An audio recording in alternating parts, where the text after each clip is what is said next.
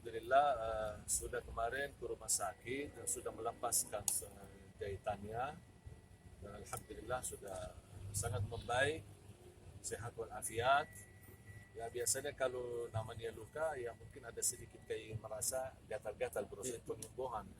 Tapi Alhamdulillah sudah saya beraktivitas kembali dan insya Allah hari Rabu saya akan terus berjalan safari dakwah di Batam sama di Malang insya Allah selama 11 hari. Tapi ada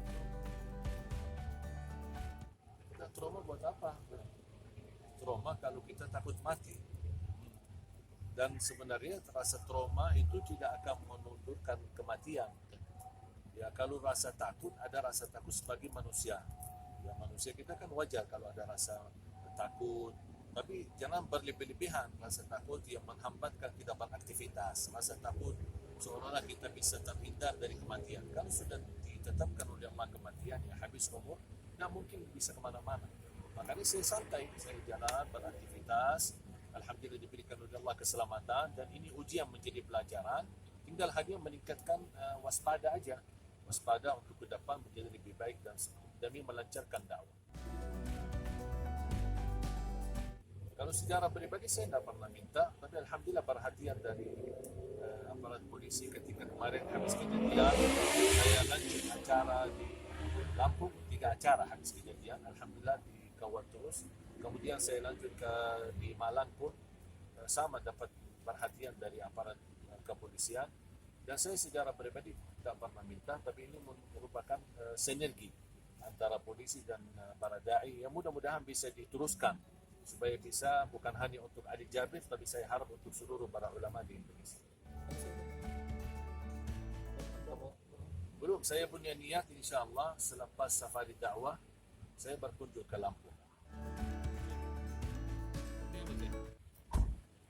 Harus kita fahami masalah memaafkan secara pribadi, saya tidak ada tuntunan apa-apa, tuduhan apa-apa. Yang saya harap hanya secara hukum tetap diteruskan dan disungguh-sungguhkan. Dan itu prinsip Rasulullah SAW. Ketika bisa kita memaafkan, tapi secara hukum tetap diperlakukan.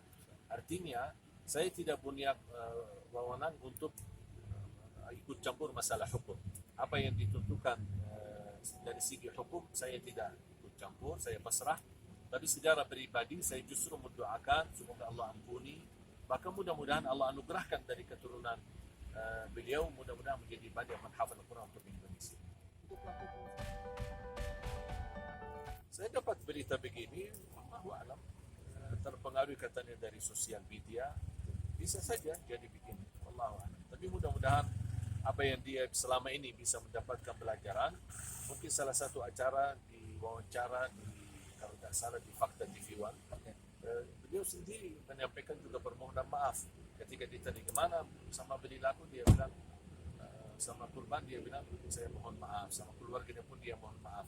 Jadi kita harus belajar saling memaafkan, tapi harus kita bedakan kata memaafkan orang, jangan dicampurkan dengan hukum.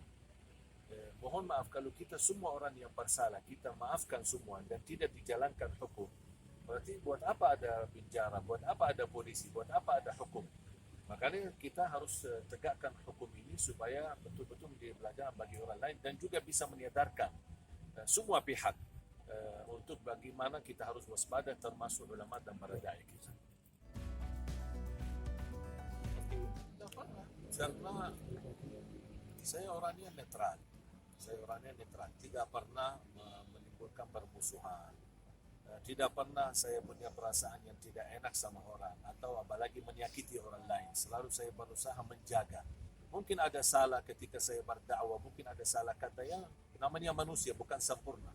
Tapi saya tidak punya musuh dimanapun. Saya selalu berbuat baik dan saya meyakini tidak semua masyarakat memiliki pandangan yang baik. Menurut saya ada orang yang suka, ada yang tidak suka.